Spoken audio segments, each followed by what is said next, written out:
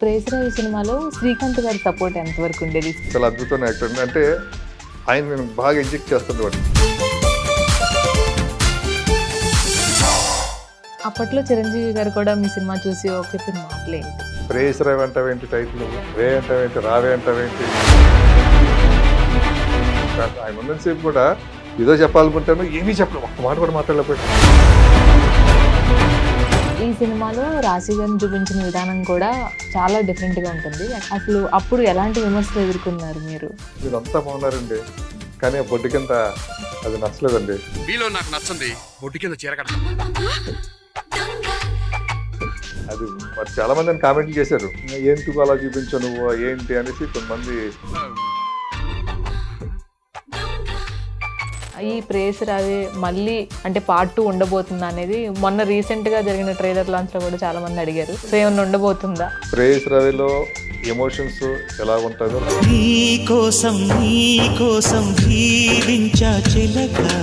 దాంట్లో ప్రేసరావులో ఒక ప్రేమ కథ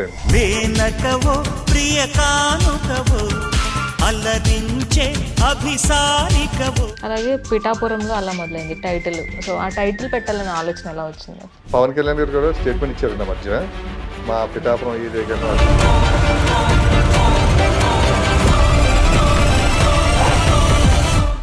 hi hello, welcome to mega 9 TV. నేను మీరాని.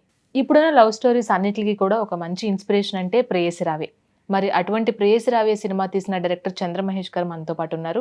మెగాస్టార్ మెచ్చిన దర్శకులు. అలాగే ఆయన నుంచి ఒక సినిమా వస్తుందంటే ప్రతి ఒక్కరు కూడా చాలా ఈగర్గా వెయిట్ చేస్తారు. ఇప్పుడు ఒక సినిమాతో మన ముందుకు రాబోతున్నారు. ఆ సినిమా విశేషాలేంటి, మెగాస్టార్తో పంచుకున్న విశేషాలేంటి, ఇవన్నీ కూడా అడిగి తెలుసుకుందాం. నమస్తే సార్.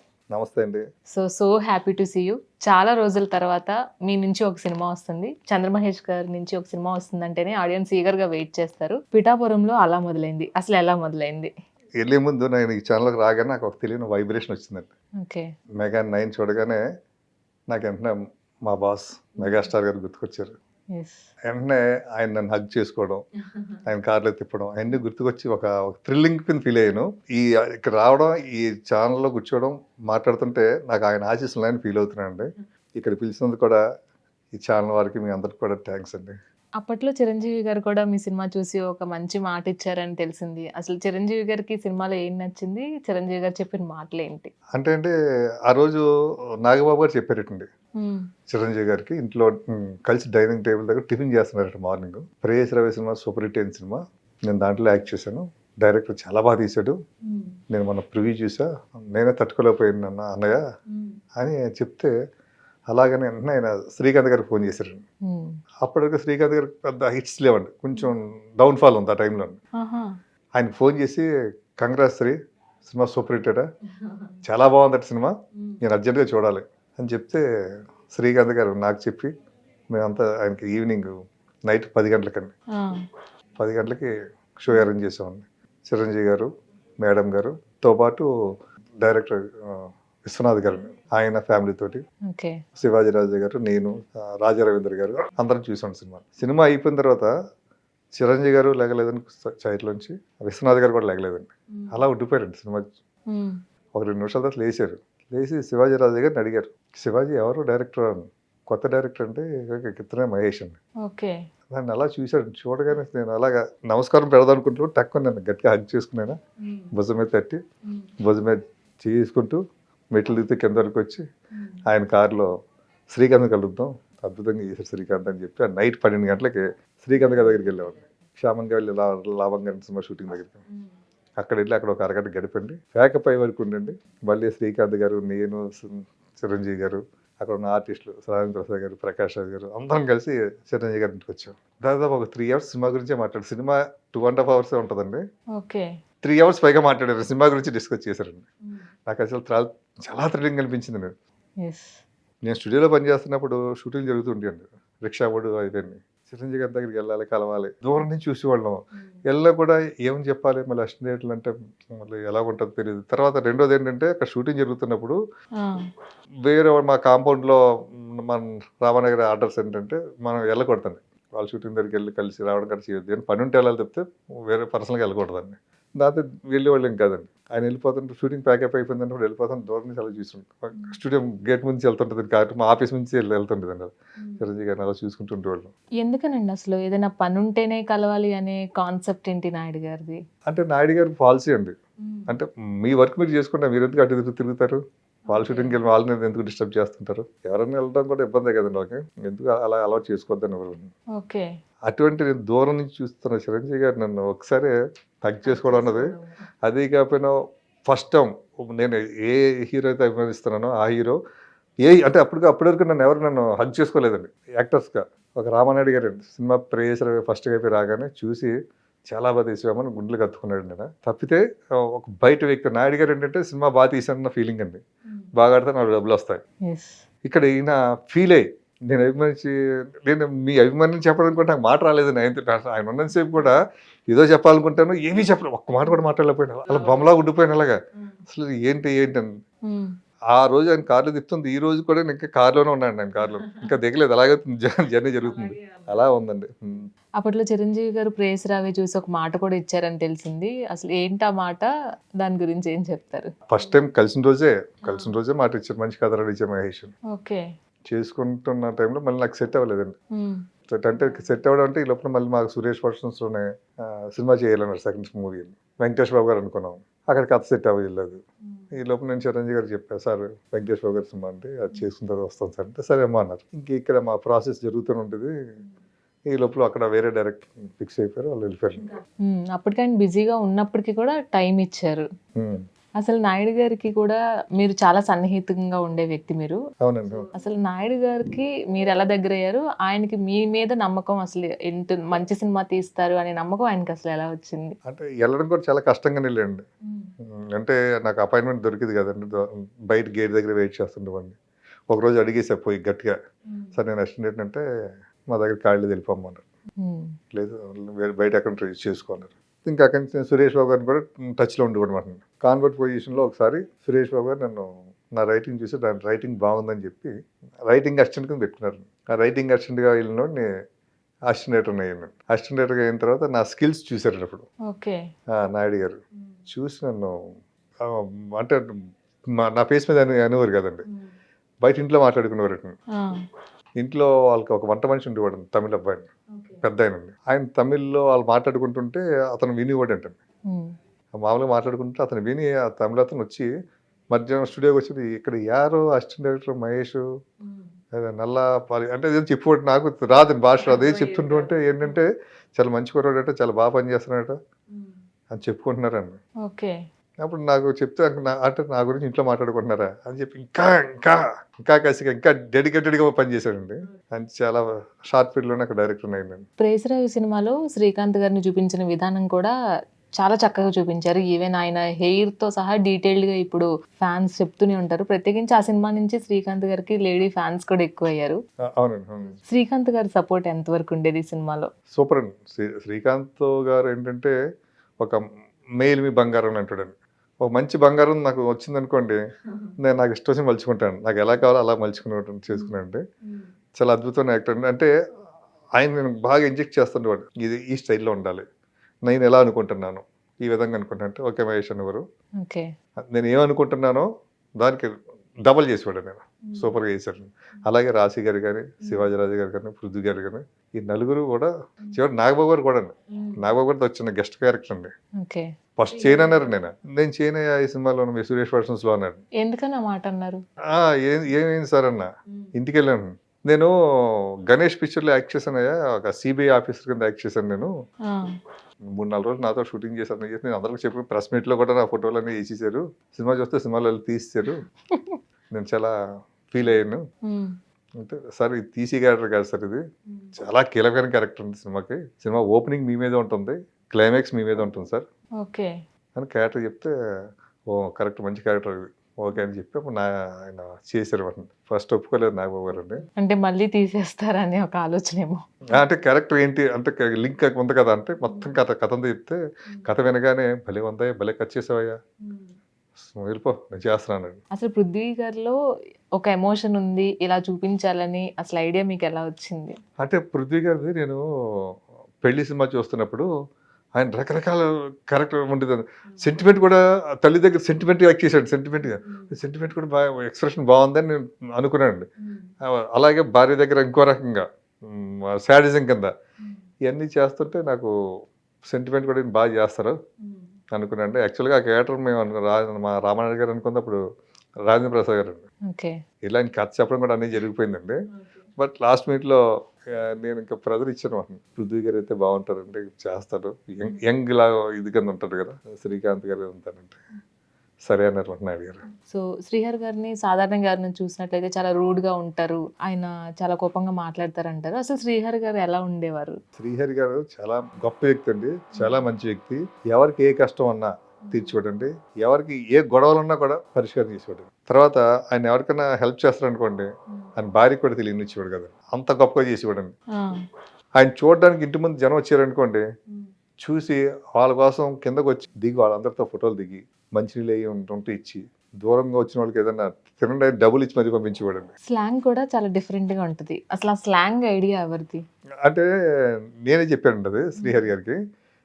అప్పటికైనా హీరో అయిపోయాడండి. పోలీసు, దేవా, సాంబయ్య సినిమాలు అయిపోయి మాస్ హీరో అయిపోయాడు. నాయుడు గారు ఒప్పుకోలేదు. అంటే ఒప్పుకోకపోవడం ఏంటంటే చేయడు కదా, హీరోగా చేస్తున్నాడు కదా, హీరోగా చేస్తున్నా అడగడం బాగోదయ మహేష్ అంటే, లేదన్నా బెస్ట్ ఫ్రెండ్ అంటే అతను, నీ ఫస్ట్ సినిమాలో నేను కనిపించాలని నన్ను గట్టిగా అన్నాడు, చేస్తారు సార్. ఓకే.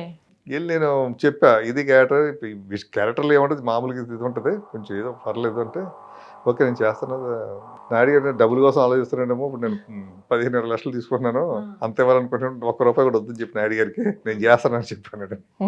సెట్లోకి వచ్చిన తర్వాత ఎలా చేయాలి అంటే, అప్పుడు ఆయన హీరో అయిపోయాడు కదండి, హీరోస్ టైప్ డైలాగులు ఇంకా ఆ మాడ్యులేషన్ అలాగే వెళ్తుంటుందండి. చెప్తుంటే నేను వద్దు ఇలాగ వద్దు, నీకు వేరే చెప్తానని చెప్పేసి ఆయన 2-3 రిహార్సల్ చేశాడు.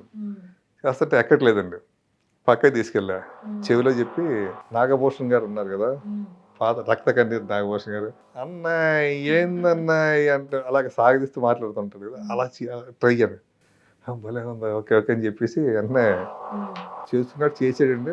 సెట్లో అందరు నవ్వారండి, బాగుంది అన్నారు. ఇంకా అలాగా మ్యాండేజ్ అలా చేస్తాను. ఇంకొకటి, ఈ సినిమాలో రాశి గారిని చూపించిన విధానం కూడా చాలా డిఫరెంట్ గా ఉంటుంది. అంటే అప్పట్లో బోల్డ్ గా చూపించడం అనేది ఒక ఎక్స్పెరిమెంట్ లాంటిది. అసలు అప్పుడు ఎలాంటి విమర్శలు ఎదుర్కొన్నారు మీరు? విమర్శలు వస్తున్నాయండి, కానీ నాకేంటంటే యూత్ని అట్రాక్ట్ చేయాలి అంటే ఆ సీన్ పెట్టడానికి కారణం ఏంటంటే, ఆ అమ్మాయిలో మైనస్లు ఏమీ లేవు, ఆ అమ్మాయి హీరోని పరిచయం చేసుకోవాలి. హీరో పరిచయం చేసుకోవాలంటే ఏదో ఒక కొంచెం సరదాగా ఎంటర్టైన్మెంట్గా ఉండాలి, కొంచెం యూత్ని ఆకర్షించాలి. ఇప్పుడు ఎవరికైనా సరే ప్రతి అమ్మాయిని పొగిడితే సంతోషిస్తుంది, బాగుంటుందని. విమర్శించాలనుకోండి తెలియకుండా అతని మీద ఒక లుక్ పడుతుందండి, ఏంటంటే ఇలాగంటే ఎవరు మాట్లాడి గుర్తుకొస్తుంటాడు, పొగిడే అబ్బాయి కానీ విమర్శించే అబ్బాయి ఎక్కువ గుర్తుకొస్తుంటారు మనం. అలాగ వచ్చి మీరు అంతా బాగున్నారండి, కానీ ఆ బొడ్డు కింద అది నచ్చలేదండి, అది కొంచెం పైకి లాక్కోండి, అందరు లాక్కోవడం అది కొంచెం ఫన్నీగా ఉంటుంది. రెండోది ఏంటంటే, అంత శారీ కట్టేవాళ్ళు కూడా కొంచెం ఆ విధంగా ఉండాలి, మనం ఇండైరెక్ట్గా మనం చెప్తున్నాం అది. అది మరి చాలామంది అని కామెంట్లు చేశారు, ఎందుకు అలా చూపించావు నువ్వు ఏంటి అనేసి కొంతమంది ఈ మహిళా సంఘాలలో అన్నారు. దాని గురించి టైటిల్ గురించి కూడా, ప్రేయసరావు అంటావేంటి టైటిల్, నువ్వు వే అంటావేంటి, రావే అంటావేంటి, వ్యాలీ లేకుండా పిలుస్తావేంటి, దానికి అప్పుడు ఆ టైంలో కౌంటర్లు ఇచ్చుకుంటూ వచ్చిపోండి. అలాగా దీంట్లో ఏంటంటే ఒక సరదాగా ఫన్నీగా ఉండాలి అన్న దాని మీద పెట్టామంటది. సరే, ఈ సినిమాలో ఆ గాజు కాన్సెప్ట్ కూడా అందరినీ చాలా అట్రాక్ట్ చేసింది. సో ఆ కాన్సెప్ట్ అసలు ఎలా వచ్చింది? స్క్రిప్ట్ రెడీ అయిపోయిన తర్వాత అండి, నేను షిరిడి వెళ్ళాను అనమాట. షిరిడి వెళ్ళి అక్కడ నుంచి వస్తున్నప్పుడు దారిలో తులజాపూర్ అనే ఒక ఊరు ఉందండి, తులజాపూర్ భవానీ మాత టెంపుల్ అని. ఫస్ట్ టైం వెళ్ళాను అనమాట.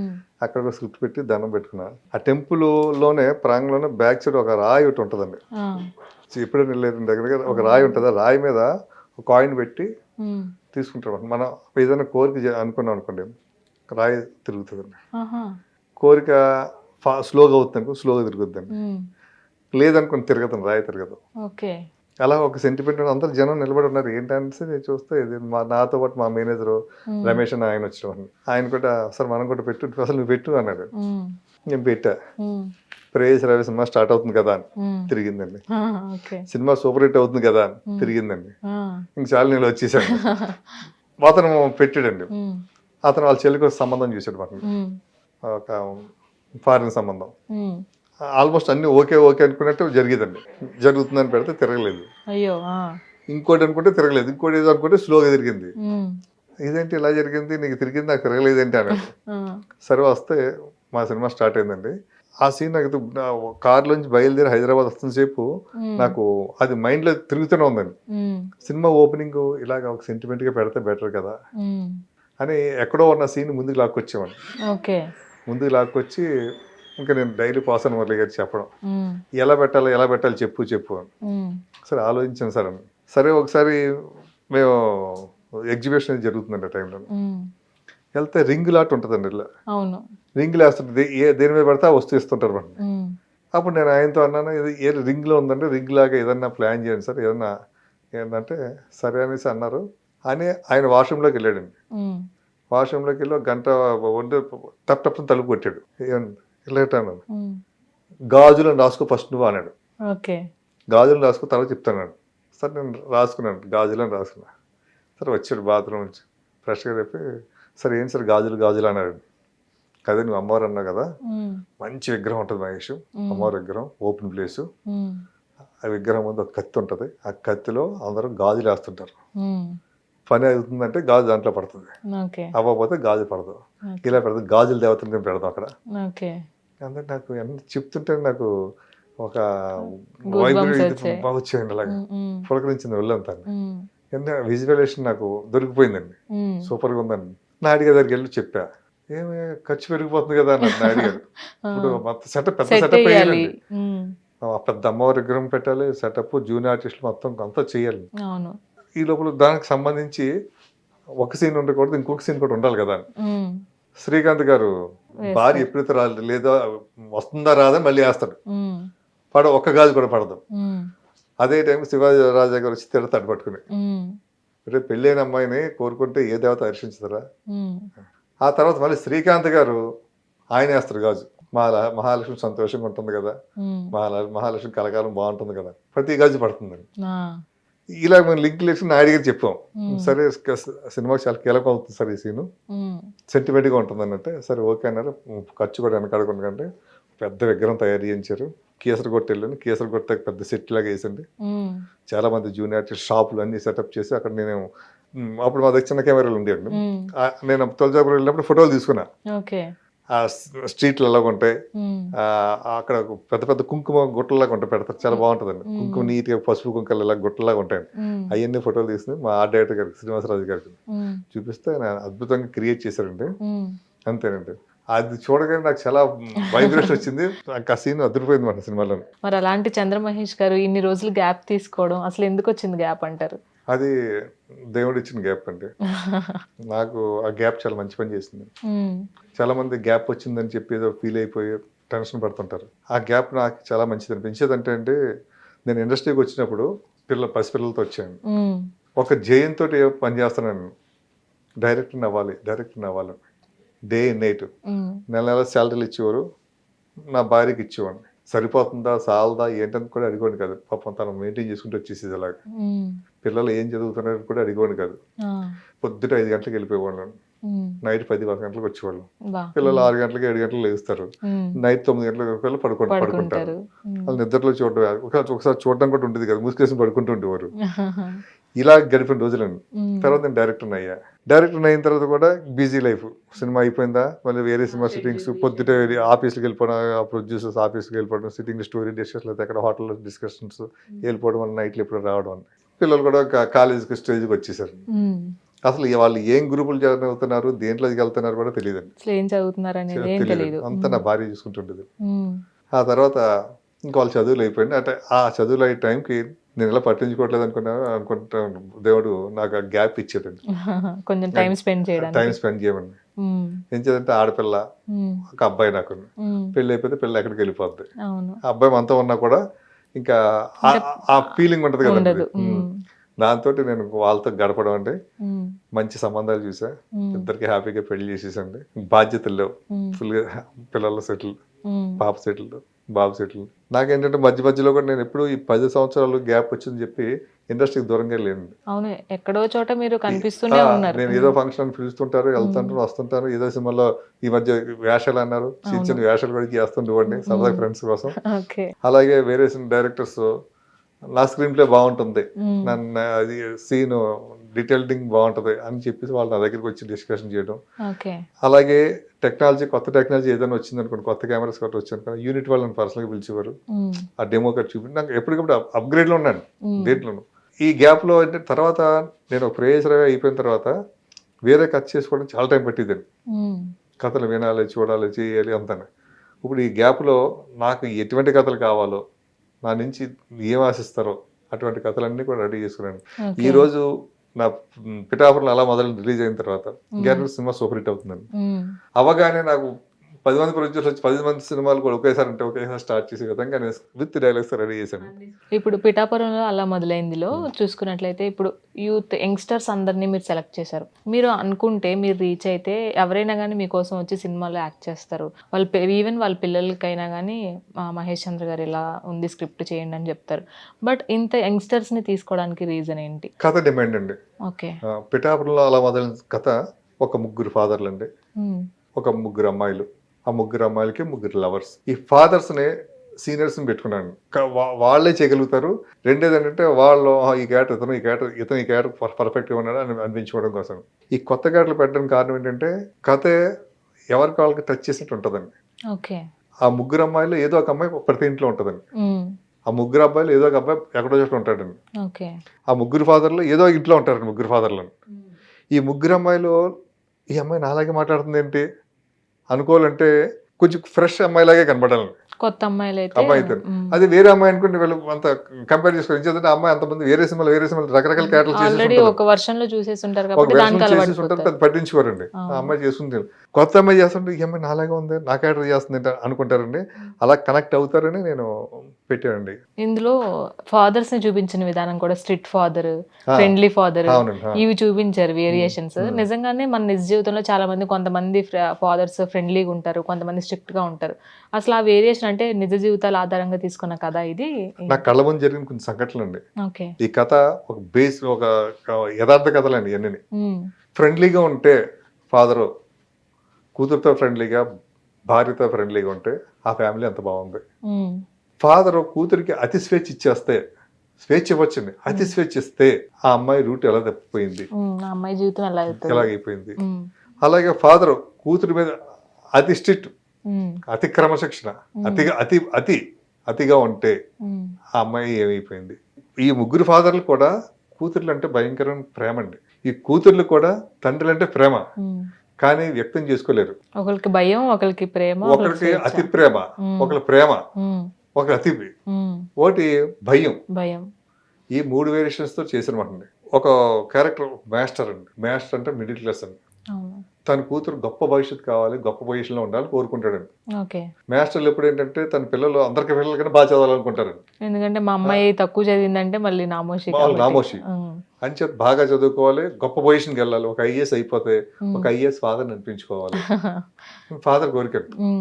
ప్రేమగా మాట్లాడితే గారంతో ఎక్కడ చదువు పాడైపోతుందో. చివరికి ఫాదర్ ఎంత ఆలోచిస్తారంటే ఆ పిల్ల ఐస్ క్రీమ్ తింటే జలుబు చేసి 2 రోజులు చదువుకోవద్దని ఐస్ క్రీమ్ కూడా తింటాడు. 95 మార్కులు వస్తే ఇంక రావా ఈ జీవితానికి, 100 రావా, చూసి యోగం లేదా. అటువంటి ఫాదర్లకి ఈ సినిమా ఒక కనువిప్పండి. ఇంట్లో దొరికిన ప్రేమ బయట దొరుకుతుందండి. ఆ అమ్మాయి వినని మాట వింటుంది. ఇప్పుడు నువ్వు సూపరు, అమ్మాయి లైఫ్ లో లేని ప్రేమని ఇక్కడ ఏదో ఒకటి అట్రాక్ట్ చేస్తూ ఉంటారు. అట్రాక్ట్ చేస్తుంది. ఆ బయట మాట్లాడే మాటలు చాలా అమృతంలాగా, వేదంలాగా అనిపిస్తున్నాయి. అనిపించిన అమ్మాయి నెమ్మదిగా చూడని ప్రేమను చూస్తుందండి. ఇంట్లో దొరకని ప్రేమ బయట దొరుకుతుందండి. నేను చెప్పేది కూడా అదండి. మీ అమ్మాయి ఒక అబ్బాయిని ప్రేమించి బయటకు వెళ్ళిపోయింది అనుకుంటే, మీకు ఇష్టం పెళ్లి చేసుకుందంటే, మిమ్మల్ని ఎదిరించి చేసుకుందంటే మీ దగ్గర ఏదో కోల్పోయింది అమ్మాయి. ఇంట్లో ఏదో దొరకలేదు. అది దొరికింది, అబ్బాయి దగ్గర దొరికింది, తప్పు మీద ఉంది. అలాగే ఈ అమ్మాయిని కూడా మనం చెప్తున్నాం. ఇప్పుడు యూత్ ని అట్రాక్ట్ చేసే విధంగా, అలాగే ఫ్యామిలీస్ ని కూడా థియేటర్స్ కి తెప్పించే విధంగా ఎలా ఉండబోతుంది ఈ సినిమా? ఈ సినిమాకి కొంతమంది ఫాదర్స్ ఉంటారండి, ప్రేమను వ్యక్తం చేసుకోలేరు. అలాగే కొంతమంది పిల్లలు ఉంటారు, వాళ్ళు వ్యక్తం చేయలేరు, వాళ్ళు ఎప్పుడు కఠినంగా ఉంటుంటారు. అటువంటి వాడు ఈ సినిమా చూశాడు అనుకోండి, కూతురుని తీసుకెళ్తాడండి. నీ మీద నాకు ఇంత ప్రేమ ఉందని చెప్పడం. అలా కూతురు చూస్తుంది అనుకోండి, నాన్నని తీసుకెళ్తుంది ఏదో విధంగా. చూస్తే నాన్న నువ్వు ఎంత ఇలా ఉన్నా కూడా నీ మీద నాకు ఇంత ప్రేమ ఉందని. వాళ్ళిద్దరూ కలిసి సినిమా చూస్తున్నారు అనుకోండి, ఒకరు తెలియకుండా ఒకరు చేయి పట్టుకుంటారు, సినిమా అయ్యిందో తగ్గి చేసుకుంటారు. అంత అంత ఎమోషన్స్, ఒక అనుభూతి, అంత ఫీలింగ్ ఉంటుంది ఈ సినిమా. ఎవరి తప్పు వాళ్ళు తెలుసుకుంటారండి. అది ఓపెన్గా మాట్లాడుకోలేరు. ఈ సినిమా చూస్తే వాళ్ళు ఒకటైపోతారు. ఈ సినిమా రిలీజ్ అయిన తర్వాత ఒక జంట ఎప్పుడైనా లేచిపోయి వెళ్ళిపోయారు అనుకోండి, లేచిపోయిన జంట చూసింది అనుకోండి, అమ్మాయి చూసింది అనుకోండి, ఈ సినిమా నేను బయటికి వెళ్ళే ముందే చూసుంటే వెళ్ళేదాన్ని కాదు కదా కానీ అమ్మాయి ఫీల్ అవుతుందండి. సినిమా చూసిన ఫాదర్, అరే ఈ సినిమా అప్పుడే వచ్చి ఉంటే నా కూతుర్ని పట్టుకునివ్వండి కదా వెళ్ళి అని, ఈ సినిమా చూసిన తర్వాత కదా అతను పశ్చాత్తాపై మారి కూతురు కోసం ఎదుగుతాడండి. తండ్రి కూతుర్లు ఫ్యామిలీ ఎలా ఉండాలి ఏంటి, పెద్దలు ఇష్టపడి పెళ్లి చేస్తే ఏంటి, పెద్దలు అందరికి ఇష్టపడి ఆ అమ్మాయికి అందరికి ఇష్టంతో పెళ్లి చేసుకుంటే ఆ పెళ్లి ఎలా ఉంటారు, పెద్దలకి ఇష్టం లేకుండా ఎమోషన్ లో లవ్ మ్యారేజ్ చేసుకుంటే ఏంటి, ఆ జంట ఎలా ఉంటున్నారు. ఇది కాకుండా లేచిపోయి వాళ్ళు ఎలా బతుకుతున్నారు, వీళ్ళు ఎవరు హ్యాపీగా ఉన్నారు, ఎవరి జీవితాలు ఏమనుకున్నారు, ఏం సాధించారు, చివరికి వీళ్ళు గమ్యం ఎటు వెళ్ళింది అన్నది ఈ సినిమా అండి. అలాగే పిఠాపురంలో అలా మొదలైంది టైటిల్. సో ఆ టైటిల్ పెట్టాలనే ఆలోచన ఎలా వచ్చింది? అంటే నాది మా ఏరియా అండి, పిఠాపురం ఏరియా అన్నది. నేను మొన్న ఎలక్షన్స్ లో కూడా మా పవన్ కళ్యాణ్ గారి కోసం క్యాంపెయిన్ చేశాను. చేస్తున్నప్పుడు నేను అక్కడే చదువుకున్నానండి.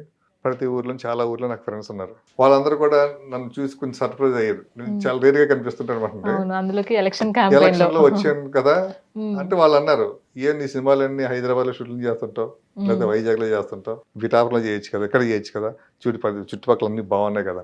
సో నేను నవ్వుతూ కూడా చెప్పా, మీరు పవన్ కళ్యాణ్ గారిని గెలిపించండి, నేను పిఠాపురంలో షూటింగ్ పెడతా. షూటింగ్ పెట్టడం కదా ఇదే టైటిల్ పెడతా అన్నాను.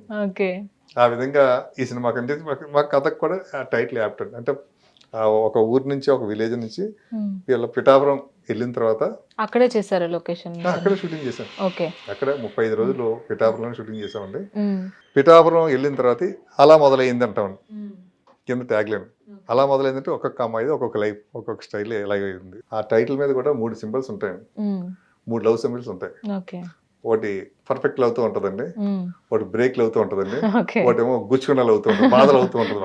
3 వర్షన్స్ అని సింబాలిక్ గా చెప్పారు. టైటిల్ మీద చెప్పేసాను. ఓకే. అండ్ ఆ షూటింగ్ లొకేషన్ పర్మిషన్స్ ఈజీగానే దొరికినాయి? ఈజీ అండి. షూటింగ్ పవన్ కళ్యాణ్ గారు కూడా స్టేట్మెంట్ ఇచ్చారు నా మధ్య, మా పిఠాపురం ఏరియా కానీ మా జిల్లాలు కానీ అన్ని బాగుంటాయి ఇక్కడ, ఇక్కడ షూటింగ్ చేయండి అనేసి అన్నారు. ఆయన స్టేట్మెంట్ ఇవ్వడానికి ముందే నేను షూటింగ్ స్టార్ట్ చేశాను అన్నమాట.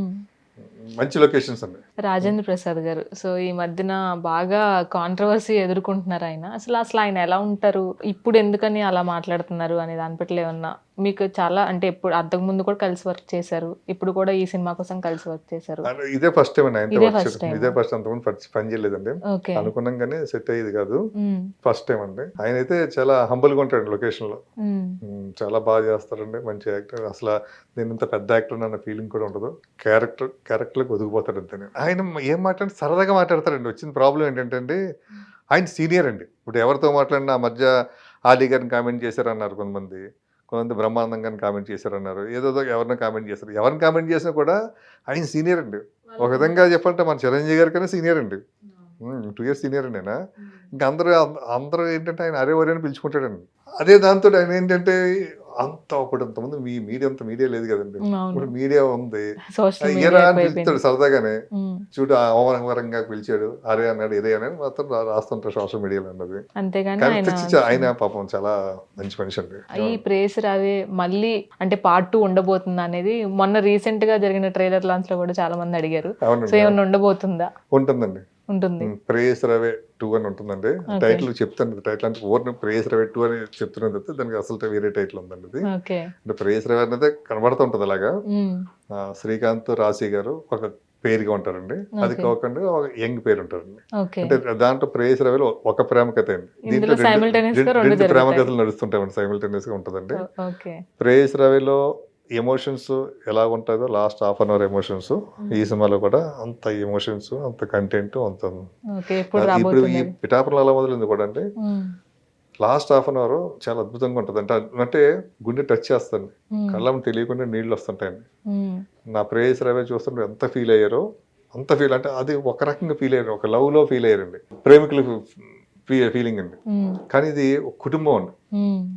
ఈ సినిమా చూసిన తర్వాత చూసిన వాళ్ళందరూ కూడా ఇటువంటి ప్రాబ్లమ్స్ ఉన్న వాళ్ళకి ఈ సినిమా ఒక తీపి జ్ఞాపకం ఉండిపోద్ది. పిఠాపురంతో పాటుగా ప్రేయసి రావి 2 కూడా త్వరగా రావాలని కోరుకుంటూ all the very best. Thank you so much అండి. థ్యాంక్ యూ అండి. సో చూశారు కదా, పిఠాపురంలో అలా మొదలైంది మే 1న ప్రేక్షకుల ముందుకు రాబోతుంది. ఖచ్చితంగా ఒక ఎమోషనల్ రైడ్ అయితే ఉండబోతుంది. ఓటీటీలో వస్తుంది కదా అప్పుడు చూద్దాంలే అని అస్సలు అనుకోకండి. ఖచ్చితంగా థియేటర్కి వెళ్ళి ఈ సినిమాని చూడాలి. సో మీ ఫాదర్తో ఉన్న ఎమోషన్ని పంచుకోవడానికి, అలాగే మీరు ఇప్పుడున్న ఏజ్లో మీ ఎమోషన్స్ని ఎలా కంట్రోల్లో ఉంచుకోవాలని తెలుసుకోవడానికి ఖచ్చితంగా ఉపయోగపడే సినిమా కాబట్టి థియేటర్స్కి వెళ్ళి మాత్రమే సినిమా చూడండి. తెలుసు కదా రిలీజ్ డేట్ ఎప్పుడు, May 1. సో ఇది ఇవాళ ఇంటర్వ్యూ. ఇలాంటి మరిన్ని ఇంటర్వ్యూస్ కోసం కీప్ వాచింగ్ మెగా 9 టీవీ.